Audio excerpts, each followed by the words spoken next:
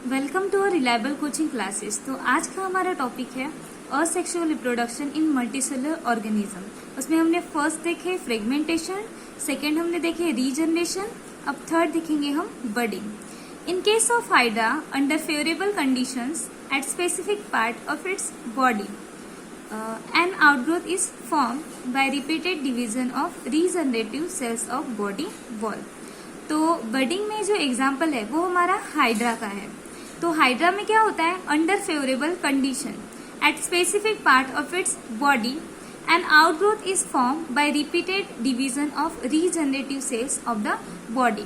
तो हाइड्रा की जो बॉडी है उसमें क्या होता है, सेल जो रीजनरेटिव सेल है उसका रिपीटेड डिवीजन होता है। मतलब एक सेल क्या होती है, दो सेल में कन्वर्ट होती है, दो सेल तीन में, तीन सेल चार में, और इस प्रकार से क्या होता है कि एक आउटग्रोथ मतलब क्या हो जाता है कि एक स्पेसिफिक पार्ट है उसमें क्या हो जाता है कि सेल्स की ग्रोथ जो है वो ज्यादा हो जाती है और उस वजह से वो जो पार्ट है वो फूल जाता है। Then this outgrowth is called as bud, और वो जो पार्ट फूल गया है उसी को हम बोलते हैं बड। तो bud grows up progressively and finally forms a small hydra.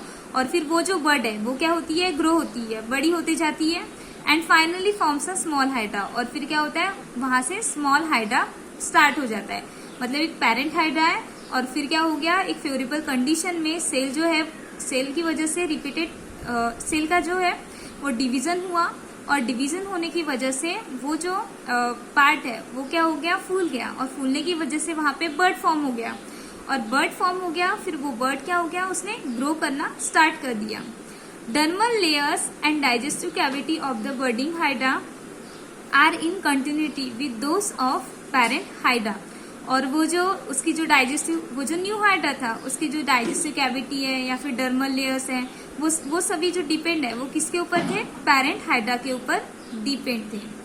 Parent hydra supplies nutrition to the budding hydra. वो जो पेरेंट हाइड्रा है वो क्या करता है, वो जो न्यू वाला हाइड्रा है, बड वाला हाइड्रा, उसमें क्या करता है, उसको न्यूट्रिशन देने का काम करता है। जैसे पेरेंट है तो पेरेंट क्या करेंगे, अपने चाइल्ड को फूड प्रोवाइड करते हैं, वैसे ही ये जो पेरेंट हाइड्रा है वो क्या करेगा, वो जो बर्ड वाले हाइड्रा है उनको न्यूट्रिशन फूड देने का काम करेगा। Budding hydra separate from parent hydra. फिर जैसे वो ग्रो हो गया तो ग्रो होने के बाद में वो जो बडिंग हाइड्रा है वो क्या होता है, अपने पेरेंट हाइड्रा से सेपरेट हो जाता है, दूर हो जाता है, and start to lead an independent life when it grows up. और जैसे ही वो बड़ा हो जाता है ग्रो हो जाता है, तो ग्रो अप होने के बाद में वो क्या हो जाता है, अपने पेरेंट से सेपरेट हो जाता है, and becomes able to lead an independent life. और वो क्या हो जाता है, इंडिपेंडेंट लाइफ ग्रो करना स्टार्ट कर देता है। इस प्रकार से हमको एक जो पेरेंट हाइड्रा था उसमें बर्ड निकली, और बर्ड निकलने के बाद में वो स्टार्टिंग में क्या हुआ कि जो पेरेंट न्यू वाला जो बर्ड है, बर्ड में जो क्या होता है, न्यूट्रिशन है वो पेरेंट हाइड्रा की वजह से मिल रहा था। फिर पेरेंट हाइड्रा क्या करता है, उसको न्यूट्रिशन देने का काम करता है न्यू हाइड्रा को, और फिर जैसे ही वो ग्रो हो जाता है, बड़ा हो जाता है, तो बड़ा हो जाने के बाद में फिर इंडिपेंडेंट लाइफ स्टार्ट करता है। वो बर्ड जो है वो सेपरेट हो जाती है, और सेपरेट होने के बाद में न्यू हाइड्रा हमको मिलता है। तो इस प्रकार से एक हाइड्रा से हमको दो हाइड्रा मिल जाते हैं। देखो हाइड्रा है, फर्स्ट वाले पिक में हमने देखे कि हाइड्रा है, फिर उसके बाद में क्या हो गया, फेवरेबल कंडीशन में ये देखो हमको बर्ड मिली है, सेल का डिवीजन हुआ, सेल का डिवीजन होने के बाद में हमको बर्ड मिली है। बर्ड मिलने के बाद में वो क्या हो गई, बर्ड ग्रो हो गई, उसको प्रॉपर न्यूट्रिशन मिला पेरेंट हाइड्रा से, फिर वो बर्ड ग्रो हो गई और न्यू हाइड्रा मिल गया हमको। फिर क्या हो जाता है, वो जो बर्ड है वो सेपरेट हो जाती है। तो इस प्रकार से एक हाइड्रा से हमको दो हाइड्रा। उसके बाद में नेक्स्ट जो टाइप है वो है हमारा वेजिटेटिव प्रोपगेशन। तो वेजिटेटिव प्रोपगेशन मतलब होता क्या है वो देखेंगे हम। Reproduction in plants with the help of vegetative parts like root, stem, leaf and bud is called as vegetative reproduction. तो वेजिटेटिव रिप्रोडक्शन मतलब होता क्या है, रिप्रोडक्शन इन प्लांट्स में क्या होता है, रिप्रोडक्शन होता है with the help of vegetative part. तो वेजिटेटिव पार्ट के मदद से प्लांट्स में रिप्रोडक्शन होता है। मतलब एक प्लांट से एक वेजिटेटिव पार्ट से हमको नया प्लांट मिलता है, उसी टाइप के रिप्रोडक्शन को हम बोलते हैं वेजिटेटिव रिप्रोडक्शन। अब वेजिटेटिव पार्ट कौन से हैं, तो वेजिटेटिव पार्ट जैसे कि जड़, स्टीम मतलब टहनियाँ, लीफ मतलब पत्ते, और बड मतलब कि सेल का रिपीटेटिव यूनिट होता है। जैसे हमने हाइड्रा में देखे ना, सेल जो है वो रिपीट हो गया और उसकी वजह से जो स्टीम का जो भाग था वो थोड़ा सा फूल जाता है, उसको हम बोलते हैं बर्ड। तो जैसे रूट है, रूट मतलब जड़ है, देन उसके बाद में स्टीम मतलब टहनियाँ है, फिर है लीफ मतलब पत्ते, और बर्ड। तो इन सभी जो वेजिटेटिव पार्ट्स है उससे हमको न्यू प्लांट मिलता है, उसी को हम बोलते हैं वेजिटेटिव रिप्रोडक्शन। तो vegetative propagation in potatoes is perform with the help of eyes present on tuber various. तो क्या होता है, जो वेजिटेटिव प्रोपगेशन है पोटैटोज में कैसे होता है, perform with the help of eyes. तो आलू जो है, तो आलू के ऊपर ऐसे आई जैसे जो पोर्शन रहते हैं नैरो, तो उस पोर्शन से क्या होता है कि न्यू प्लांट हमको मिलता है। वैसे ही जो ब्रायोफाइलम है, it is perform with the help of birds present on leaf margin.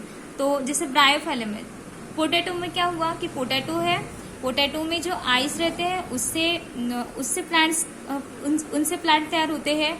Then उसके बाद में ब्रायोफाइलम में क्या होता है कि ब्रायोफाइलम के जो पत्ते हैं, लीफ है, ठीक है, तो पत्ते अगर हम क्या करें कि जमीन में हम उस पत्ते को रख दें और उसके ऊपर फिर मिट्टी डाल देंगे, तो मिट्टी डालने के बाद में क्या होगा कि उस लीफ से हमको न्यू प्लांट मिल जाएगा। तो इस प्रकार से हमको लीफ से न्यू प्लांट मिल गया। In case of plants like sugarcane and grasses, तो शुगर केन मतलब गन्ना और ग्रासेस मतलब कि घास जो है, उसमें भी वेजिटेटिव प्रोपगेशन होता है। Vegetative propagation occurs with the help of buds. तो जैसे शुगर केन है, गन्ना है और घास है, तो उसमें क्या होता है कि वेजिटेटिव प्रोपगेशन है वो बर्ड्स के थ्रू होता है। फिर है plants like carrot and radish perform vegetative propagation with the help of roots.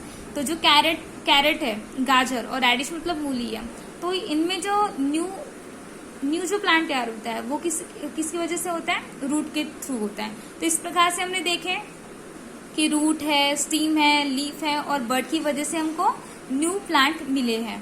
तो ये है एग्जाम्पल हमारा वेजिटेटिव।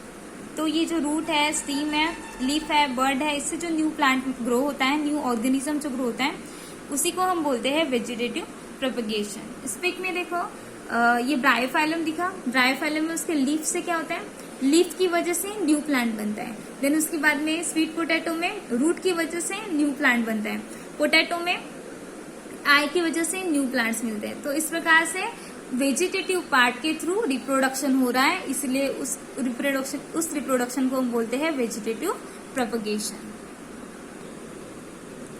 उसके बाद का जो टॉपिक है वो है स्पोर फॉर्मेशन। तो स्पोर का फॉर्मेशन कैसे होता है वो हम देखने वाले हैं। ये एक एक्टिविटी जैसे है, तो पढ़ लेते हैं पहले। Take a piece of wet bread और bhakri and keep it in humid place. Fungus will grow on it within 2-3 days. Observe the fungus under compound microscope and draw its diagram. Fungi like mucor have filamentous body. They have sporangia. Once the spores are formed, sporangia burst and spores are released. Spores germinate in moist and warm place and new fungal colony is formed. तो आपको क्या करना है कि एक bread का टुकड़ा या फिर भाकरी का टुकड़ा लेना है, उसको ह्यूमिड प्लेस में रखना है। ह्यूमिड प्लेस में मतलब क्या कि सबसे पहले तुमको क्या करना है कि ब्रेड लेना है, भाकरी का टुकड़ा लेना है, फिर उसको एक डिब्बे में रखना है। डिब्बे में रखने के बाद में डिब्बे में डालने के बाद में क्या करना है, उसमें थोड़ा सा पानी छिड़क देना है ताकि वो मॉइस्ट हो जाए, नरम हो जाए। फिर उसके बाद में उसमें ढक्कन लगा देना है। ढक्कन लगाने के बाद में 2-3 दिनों के बाद में उसको देखना है, तो तुमको वहाँ पे फंगस दिखाई देती है। फंगस दिखाई देने के बाद में क्या होता है कि वहाँ पे स्पोरेंजिया बनना फॉर्म हो जाता है। When the spores are form, तो स्पोरेंजिया में क्या होता है कि स्पोर बनना स्टार्ट हो जाता है। Sporangia burst and spores are release. Spores germinate in moist and warm place. फिर स्पोर्म क्या होता है कि उस मॉइस्ट प्लेस में जर्मिनेट हो जाता है and new fungal colony is form. तो इस प्रकार से न्यू फंगल कॉलोनी वो बन जाती है। तो जैसे तुम देखे होंगे कि ब्रेड क्या हो जाती है, जब खराब हो जाती है तो उसमें फंगस बन जाता है। और वो फंगस क्या करता है, फंगस में देखिए ये है फंगस का डायग्राम। तो फंगस के डायग्राम में क्या होता है कि इस टाइप से फंगल कॉलोनी बनती है। तो ये जो राउंडेड शेप में आपको दिखाई दे रहा है, ये राउंडेड शेप में जो है उसको बोलते हैं स्पोरेंजिया। तो स्पोरेंजिया में क्या होता है, स्पोर बनना स्टार्ट हो जाते हैं। स्पोर जब पूरे मैच्योर हो जाते हैं तो वो जो है स्पोरेंजिया टूट जाता है, ब्रेक हो जाता है, और ब्रेक हो जाने के बाद में बहुत सारे उसके अंदर जो स्पोर है वो निकल के बाहर आ जाते हैं, और बाहर आने के बाद में वो इंडिविजुअली ग्रो करते हैं। तो ये जो स्पोर की डायग्राम है ये बोर्ड के एग्जाम में आ चुकी है 2 मार्क के लिए, 2 मार्क के लिए आ चुकी है। तो आप इस डायग्राम को बना के देख सकते हैं अपनी कॉपी में। यहाँ पर हमारा असेक्सुअल रिप्रोडक्शन ये टॉपिक खत्म हो गया। आपको हमारा ये वीडियो कैसा लगा कमेंट सेक्शन में जरूर बताएं। वीडियो अच्छा लगा है तो लाइक शेयर और सब्सक्राइब जरूर करें। Thank you.